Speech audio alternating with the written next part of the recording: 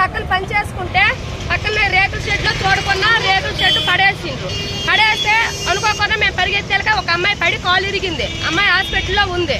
కాకపోతే ఇప్పుడు ఏంటంటే పనిచేసే వాళ్ళందరికీ కొద్దిగా డిఫరెన్స్ గా ఉన్నారు మనుషులు. వాళ్ళకి న్యాయం చేయాలి. అది ఇది ఎక్కడ? ఇది గుంటూరులో ఎక్కడ? ఇది మిర్చియాడ్ పక్కన బైపాస్ లో. మీరందరూ మిర్చియాడ్ వర్కర్స్, ఓకేనా? మీకు ఎవరు న్యాయం చేయాలి? మున్సిపాలిటీ వాళ్ళు మీకు న్యాయం చేయాలి, అంతే కదా?